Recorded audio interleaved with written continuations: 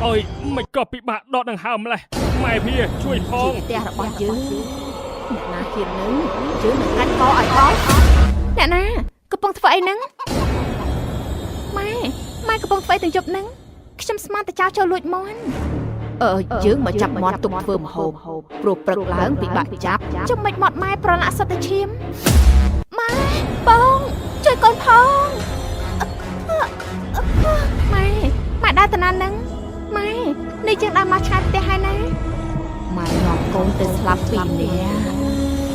mày này chạy nứng trong pin nè រឿងខ្មោចសសកន្លៅឯ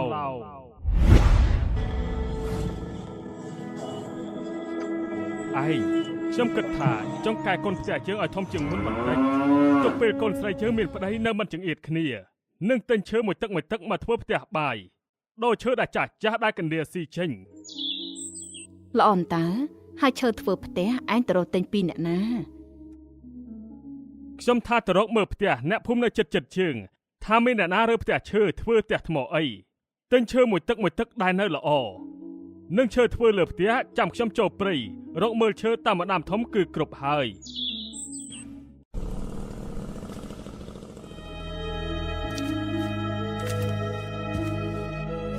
ជំរាបសួរពូខ្ញុំឈ្មោះដនមកពីស្រុកនៅខាងកើតនេះ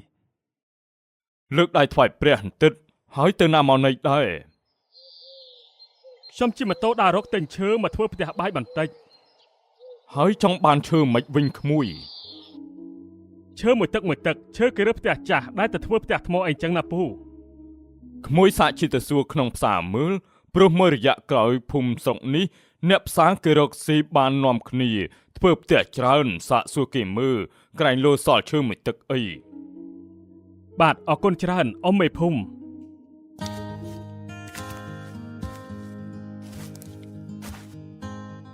អ្នកលក់ទិញទឹកសុទ្ធ10ធំមួយដបនេះពូ3000ខ្ញុំសុំអង្គុយសម្រាប់នៅមុខផ្ទះបន្តិចបានទេបាននេះកៅអីហើយពូអ្នកមកពីស្រុកណាដែរដូចជាមិនដែលឃើញមុខហើយត្រូវទៅណាដែរមកពីស្រុកនៅខាងកើតនេះមករកទិញឈើមួយទឹកឈើផ្ទះចាស់ដែលគេរើខ្ញុំមានកូនផ្ទះឈើនៅចំការមួយកំពុងតែចង់រើហើយមិនក៏ចង់រើដែរបងស្រីមិនទុកជ្រកក្តៅជ្រកភ្លៀងទេអីព្រោះមួយរយៈក្រោយនេះលក់ដូរដូចជារវល់គ្មានពេលទៅមើលចំការទេណាក៏លែងសូវបានដាំដុះអីឲ្យទាន់រដូវកាលហើយបើនិយាយឲ្យចំគឺទុកដីចោលណាខ្លះមានពួកអាក្មេងស្ទីវវាយតែធ្វើរឿងមិនល្អនៅក្នុងនោះពូដឹងហើយផ្ទះចំការគ្មានរបងគ្មានអីទេអញ្ចឹងខ្ញុំសុំទៅមើលផ្ទះបានទេបានចាំតិចណាខ្ញុំបិទតូបសិន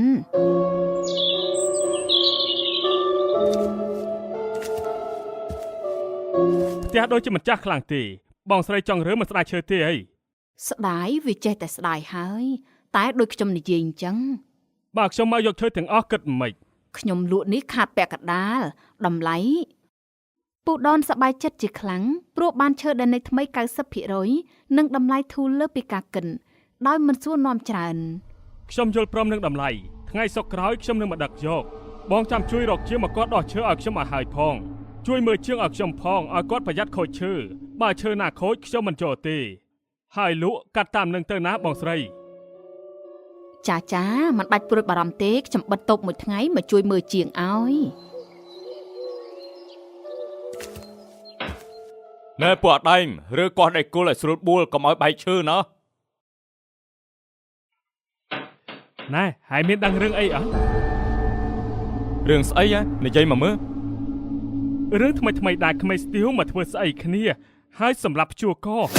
ធ្វើដូចជាសម្រាប់ខ្លួនប៉ុន្តែសម្រាប់គ្នាចូលម៉ូតូអូអញស្មានថាមានរឿងថ្មី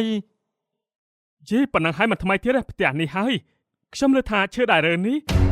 មានអ្នកនៅស្រុកផ្សេងគេមកទិញយកទៅធ្វើផ្ទះតអូហើយអ្នកទិញនឹងមិនបានស៊ើបមើលប្រវត្តិផ្ទះនេះទេខ្ញុំមិនដឹងដែរហើយមិនដឹងថាព្រលឹងគ្នានៅនឹងឬក៏គេសម្អាតអស់ហើយទេ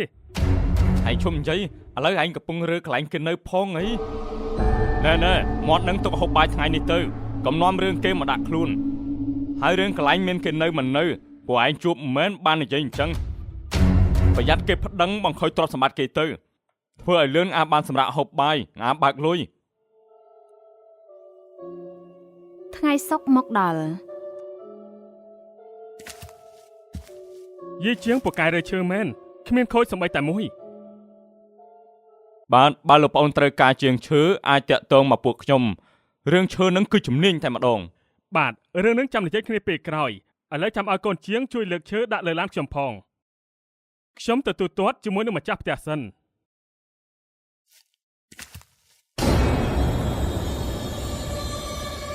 ខ្ញុំមិនបានដឹងរឿងអីទេខ្ញុំធ្វើការយកលុយគេទេកុំធ្វើបាបខ្ញុំអីមានរឿងអីកាត់ឡើងបានជាជាងទៅសំពះឡានអញ្ចឹង អើយមីខ្មោចចង្រៃចេញឲ្យផុតសិនក៏មិនតាន់អញឲ្យនាងឯងទៅនៅផ្ទះថ្មីតើ មានរឿងអីនឹងជាង វាប្រហែលឈឺហើយអត់ស្រួលខ្លួនប្រហែលគ្រុនឈាមហើយបានប្រកាច់អញ្ចឹងនឹងហើយវាប្រាប់ខ្ញុំថាអត់សូវស្រួលខ្លួនដែរថ្ងៃនេះណែបើទ្រាំលែងបានសម្រាប់ទៅ អត់ទេខ្ញុំមិនបានឈឺអីទេ ណែខ្ញុំបើកលុយឲ្យមុនហើយឆាប់ទៅពេទ្យទៅ អញ្ចឹងយកគ្នាទៅពេទ្យទៅនៅសល់ប៉ុន្មានតួខ្ញុំជាមួយមេជាងជាអ្នកលើកហើយជិះលឿនតិចទៅហើយជិះទៅវត្តទៅ ហើយមិនបានទៅវត្តវិញ អញឃើញពេញភ្នែកមិនមែនអញគ្រុនឈាមដូចជាហើយនិយាយទេ ឪវាឈើនៅថ្មីល្អដូចជាឪវាប្រាប់មែនហើយតម្លៃមិនសមនឹងឈើអញ្ចឹងសោះខំគិតថាគេបោកឪវាឯងហើយតើ ប្តីអ្នកឯងអញ្ចឹងឈើទាំងនេះស្មើនឹងឈើផ្ទះមួយខ្ញុំគិតថាបើយើងកាត់ឈើធ្វើតាមដែលឯងយើងនិយាយគឺស្ដាយឈើខ្លាំងណាស់ មែនតើណាស់ដែលយើងក៏ធំដែរយើងធ្វើផ្ទះមួយទៀតជាប់នឹងចិញ្ចាំងគ្នាទៅពេលមីកតូចកាវានៅផ្ទះមួយដាច់ដោយឡែង យកបលល្អតែឥឡូវអ្នកដែលចូលសួរកូនជើមក៏មិនទាន់មានមិនចាំបាច់គិតដល់រឿងនោះទេខ្ញុំគិតចង់ធ្វើជាផ្ទះពីរវាយចិញ្ចាំងចូលគ្នាតែម្ដងទៅស្រួលបងប្អូនចិត្តឆ្ងាយមកមិនខ្វល់ពីកន្លែងដេកហើយថ្ងៃក្រោយវាមានប្តីមានកូនធ្វើតែចិញ្ចាំងកណ្ដាលផ្ទះទៅហើយកែដាក់ចិន្តាទៅវារួចបាត់ទៅហើយ អើយខ្ញុំតាមតែឪវាឯងនឹងបើនិយាយទៅក៏មិនធ្វើតាមដដែល ជីមើលនិយាយ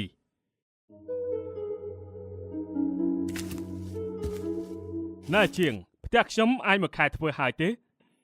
អ្នកដនធ្វើផ្ទះបញ្ញាប់អញ្ចឹងមានកម្មវិធីអីមែនហ្នឹង ទេមិនមានកម្មវិធីអីទេគ្រាន់តែចង់ឲ្យហើយមុនខែភ្លៀងខ្លាចខូចឈើណាមួយភ្លៀងវាពិបាក បើមួយខែត្រឹមមើលទៅមិនតាន់ទេព្រោះឈើនេះខ្លះអស់ជាថ្នាំរលុងត្រូវចំណាយពេលឈូសខាត់លាបថ្នាំឲ្យភ្លឺឡើងវិញ មួយខែក្រោយមក អ្នកដនខ្ញុំចង់សុំទូទាត់លុយ 50% សិនបានអត់ព្រោះកូនជាងខ្ញុំម្នាក់ប្រពន្ធនឹងចិត្តសម្រាលកូនខ្ញុំក៏អត់មានលុយបើកឲ្យមុនអញ្ចឹងមានតែសុំអ្នកដនសុំទូទាត់លុយពាក់កដាលមុនសិនណា ហើយបើត្រូវការលុយអញ្ចឹងមិនខំធ្វើផ្ទះខ្ញុំឲ្យហើយលឿនទៅម៉េចពេលខ្ញុំសុំឲ្យធ្វើតន់ហើយត្រឹមមួយខែថាធ្វើមិនតន់អញ្ចឹងលុយខ្ញុំក៏មិនតន់ទូទាត់ឲ្យដែរហើយបើខ្ញុំឲ្យលុយទៅលែងមកធ្វើផ្ទះខ្ញុំគិតយ៉ាងម៉េច ចុះផ្ទះនេះខ្ញុំធ្វើឲ្យហើយពាក់កដាលហើយតើបើអ្នកទូទាត់លុយ 50% ឲ្យខ្ញុំហើយបើពួកខ្ញុំលែងមកធ្វើក៏អ្នកមិនខានបង់អីដែរ វាមិនខាតអីទេប៉ុន្តែខាតពេលវេលាខ្ញុំមិនចាំបាច់និយាយបកស្រាយអីច្រើនទេដឹងថាខ្ញុំមិនទូទាត់ឲ្យបើចង់បានលុយធ្វើផ្ទះខ្ញុំឲ្យឆាប់ហើយឲ្យលឿនទៅ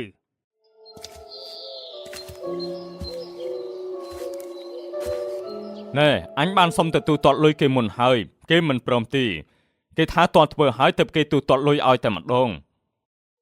ពួកអើយជួយនិយាយជាមួយម្ចាស់ផ្ទះម្ដងទៀតទៅក្រែងគេព្រមខ្ញុំស៊ីអត់ស៊ីឃ្លានបានតែប្រពន្ធខ្ញុំត្រូវកាត់កូនត្រូវការលុយឲ្យឈ្មោះផងថ្នាំសរសៃផង អញនិយាយជាមួយគេអស់ហើយតែគេមិនព្រមសុទ្ធតែថាខ្លាចទូទាត់លុយហើយពួកយើងបោកគេលែងមកធ្វើផ្ទះឲ្យគេ គេនិយាយដល់ថ្នាក់នឹងផងឯពូពួកខ្ញុំក្រមែនតែមិនដល់ថ្នាក់ជាមនុស្សបោកប្រាស់គេអញ្ចឹងទេពិតជាគួរឲ្យខឹងមែន នេះមិនបាច់ខឹងស្អប់ស្អីទេទុកថាយើងបានស្គាល់ចរិតមនុស្សនឹងទៅហើយនេះយើងមានលុយតែ 100000 ទេនេះជាលុយផ្ទាល់ខ្លួនឯងយកប៉ុណ្ណឹងសិនទៅហើយសម្រាប់មើលប្រពន្ធទៅណាចាំគេទូទាត់លុយឲ្យយើងពេលណាយើងឲ្យលុយថ្លៃការងារឯងមួយខែនេះទៅឯង បានអរគុណពូតែលុយនេះមិនគ្រប់ការចំណាយខ្ញុំទេខ្ញុំមានតែទឹកខ្ចីគេសិន ដោយកូនជាងនៅតែមានចិត្តខឹងស្អប់ម្ចាស់ផ្ទះដែលមិនយោគយល់ពីផលវិបាករបស់ខ្លួននិងការនិយាយមើលងាយគិតថាពួកខ្លួនជាអ្នកមានចិត្តបោកប្រាស់បានយកដៃគោលទៅដំលើឈើកន្លោងដែលគេបានយកសាកសពទៅព្យួរក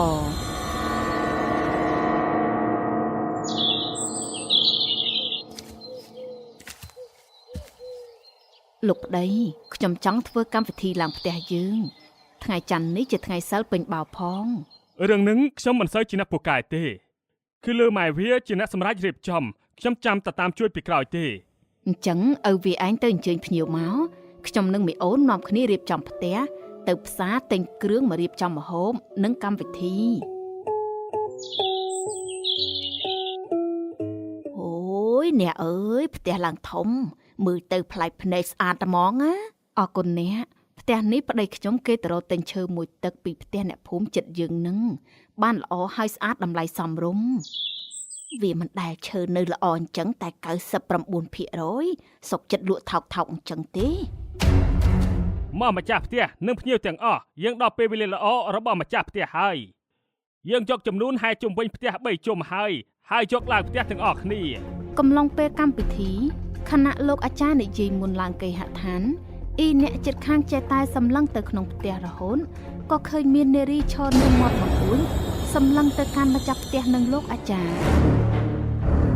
ណែហើយកំពុងសម្លឹងគិតអីមើលទៅបង្អួចនោះមើលទៅកូនស្រីម្ចាស់ផ្ទះមែនកូនស្រីម្ចាស់ផ្ទះនៅខាងមុខជាមួយម៉ែឪគេឯណោះហើយខ្ញុំមិនឃើញមានអ្នកណាឈរនៅមាត់បង្អួចផងហើយហត់ណាស់ងើបតាំងពីព្រលឹមដល់យប់វិញហើយនៅមិនទាន់បានបិទភ្នែកសម្រាប់បន្តិចសោះមីអូនឆាប់ទៅងូតទឹកមុនម៉ែទៅកូននឹងអាងម៉ែទៅងូតទឹកម្ដងចាម៉ែ ស្វឹងហើយដេកហើយខ្ជិលងូតទឹកណាស់ បើមិនងូតទឹកដេកកដាផ្ទះនឹងទៅខ្ញុំមិនអោយទៅដេកក្នុងបន្ទប់ជាមួយខ្ញុំទេ មិនទៅខ្វល់ទេដេកកដាផ្ទះស្រួលស្រឡះក្តារក៏តិច ចា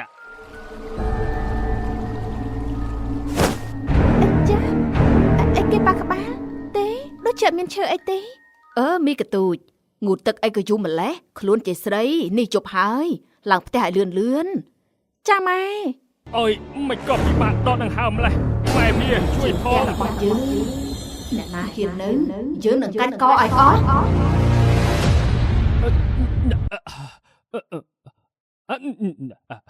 មករងាវហើយអូយចុកទ្រូងម្លេះ ឪវាភ្ញាក់ហើយអីឆាប់ទៅងូតទឹកទៅយប់មិញស្វឹងដេកមិនងូតទឹកផងស្អុយណាស់ខ្ញុំទៅដាំបបរឲ្យហូម បានមួយទឹកចេះទៅតែចាក់ស្រួលខ្លួនហ្មង នេះបបរហើយឪវាឯងហូបមុនទៅខ្ញុំឡើងទៅមើលមីកទូចវាភ្ញាក់ហើយនៅ មិនបាច់ឡើងទៅមើលទេពេលដែលខ្ញុំភ្ញាក់ចេញពីបន្ទប់ងើយទៅមើលបន្ទប់វាភ្ញាក់ហើយឈរនៅមាត់បង្អួចមកហូបបបរជុំគ្នាមក បើវាភ្ញាក់ហើយមិនក៏មិនចុះមកក្រោមអញ្ចឹង ម៉ែវាឯងកុំចូលចិត្តធ្វើអីបញ្ញាប់មើលហើយវាតាមសម្រួលគ្នាងើបមកត្រូវបត់ភួយបត់មុងហើយឈរយកខ្យល់អាកាសអីខ្លះណាព្រឹកស្មាននេះអីក៏គ្មានអីធ្វើដែរ ម៉ែបងជួយកូនផង ខ្ញុំដូចជាចុកទ្រូងមិនបាត់សោះតាំងពីព្រឹកភ្ញាក់ពីគេមក នឹងហើយមកពីផឹកស្រាច្រើននឹងខ្លួនចាស់ហើយខំផឹកធ្វើមើលតែខ្លួនឯងនៅក្មេងអញ្ចឹងកាលពីយប់មិញ វាមិនមែនមកពីស្រាទេស្រាគេធ្វើមកពីស្រីស្លៃសោះណាមួយយូរផឹកម្ដងមិនមែនតែផឹករាល់ថ្ងៃអាណាឈប់នៅនិយាយហើយទៅរកកាហ្វេនៅក្នុងផ្សារផឹកវិញ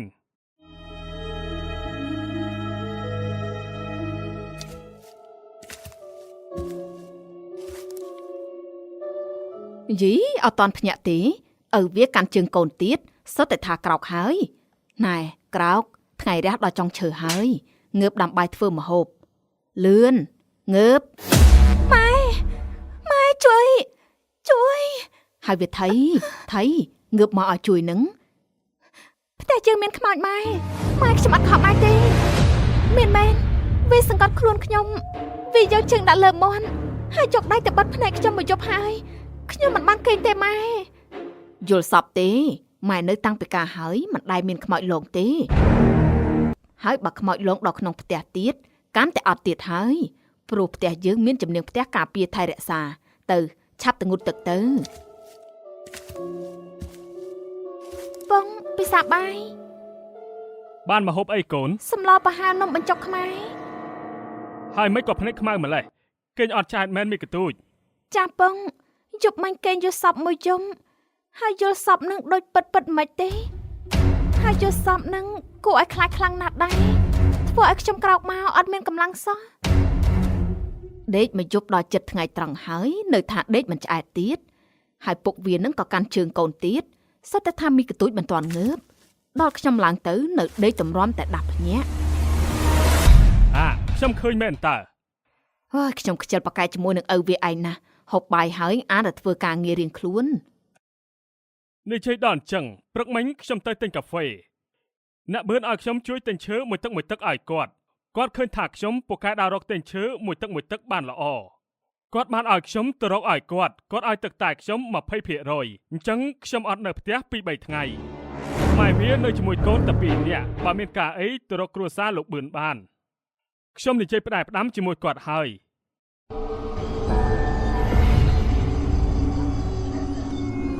ហើយពីលូរស្អីវាថ្លង់រត់តែឯងដេកមិនបានដោយលឺសំឡេងមន់ផ្អើលនៅខាងក្រោមទៅចោលចូលលួចមន់ទៅកូនស្រីដើរចោលទៅក្រោមផ្ទះហើយដើរសម្ដៅទៅរោងមន់ហើយបើករោងមន់មកឃើញមនុស្សស្រីកំពុងអង្គុយនៅពីក្រោយអ្នកណាកំពុងធ្វើអីហ្នឹងម៉ែកំពុងធ្វើអីទាំងយប់ហ្នឹងខ្ញុំស្មានតែចោលចូលលួចមន់យើងមកចាប់មន់ទុកធ្វើម្ហូបព្រោះព្រឹកឡើងពិបាកចាប់ចុះមិនមាត់ម៉ែប្រឡាក់សុទ្ធតែឈាមមន់វារើពេកអញ្ចឹងហើយយើងអាកយកតែម្ដងទៅហើយឈាមក៏ខ្ទាតត្រូវមុខតែទៀតយើងទៅវិញហើយឯងទៅវិញទៅកូនស្រីបានដើរចេញទាំងមិនអស់ចិនហើយនឹកគិតថាម៉ែមិនដែលនិយាយសម្ដីអាក្រក់ដាក់អញ្ចឹងទេហើយក៏អាកមន់ខ្ទាតឈាមប្រឡាក់ពេញតែមន់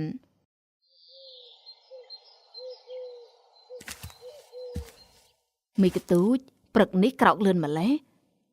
ក្រោកលឿនណាម៉ែដេកថ្ងៃត្រង់ហើយណាម៉ែដេកយូរអញ្ចឹងមិនទៅដាស់ម៉ែខ្ញុំអត់ហ៊ានដាស់ព្រោះជំនាញម៉ែនៅចាប់មន់ដល់ពាក់កណ្ដាលជុំហើយខ្ញុំចូលទៅក្នុងបន្ទប់ម៉ែឃើញម៉ែកំពុងសម្រាកលងលក់ស្រួលណាស់ហើយមន់ខ្ញុំស្ងោងំងើហើយតែខ្ញុំអត់ឃើញគ្រឿងក្នុងមន់ទេហើយមីកទូចវានិយាយស្ដីស្អីដូចជាមិនយល់អើយយ៉ាប់ណាស់កូនស្រីបានឮសំឡេងបើកទ្វារបន្ទប់ពីម្ដាយរបស់ខ្លួនដោយមានចិត្តសង្ស័យបានចេញពីបន្ទប់ហើយក៏បានឃើញម្ដាយពីក្រោយកំពុងដើរចេញពីបន្ទប់ក៏លួចទៅតាមរហូតដល់ក្នុងចំការចេកក៏ដាច់ចិត្តស្រែកហៅម៉ែដើរទៅណានឹងម៉ែនេះជាងដើរមកឆ្ងាយផ្ទះហើយណាម៉ែនាំកូនទៅស្លាប់ពីនេះម៉ែនិយាយអីហ្នឹងខ្ញុំភ័យណាស់ខ្មោចមីកទូចហើយឯងទើបរត់មកពីណាយប់ថ្មនេះទៅហើយមិនក៏មកឆ្ងាយផ្ទះអញ្ចឹងពុកជួយផងខ្មោចដេញខ្ញុំហើយណាខ្មោចពុកមិនឃើញឡាម៉ូតូមកឆាប់ទៅផ្ទះអត់ទេពុកម៉ែជាខ្មោចមិននិយាយអីឈួតអញ្ចឹង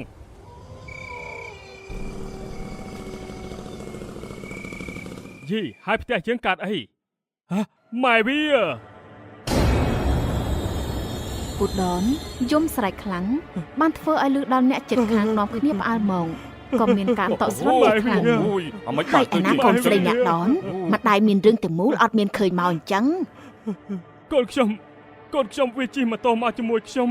ហើយណាកូនខ្ញុំអ្នកដនអើយមានរឿងធំហើយកូនស្រីអ្នកដនឯងស្លាប់នៅក្នុងចំការជ័យខ្ញុំឯណោះថាម៉េចកូនស្រីរបស់ខ្ញុំស្លាប់មិនពិតទេកូនស្រីខ្ញុំជួបខ្ញុំតាមផ្លូវជិះម៉ូតូមកជាមួយខ្ញុំច្បាស់ណាស់ជំនឿប្រជាជនខ្មែរតែងថាសង់ផ្ទះឲ្យយកចិត្តជាងយកឈើមកសង់ផ្ទះឲ្យដឹងប្រភពសែនព្រេនឈើមុននឹងយកមកសាងសង់ផ្ទះថ្មីព្រោះគេជឿថាដើមឈើខ្លះធ្លាប់មានអ្នករស់នៅនិងឈើខ្លះមានអ្នកថែរក្សាទោះយកមកធ្វើអ្វីហើយក៏ដោយ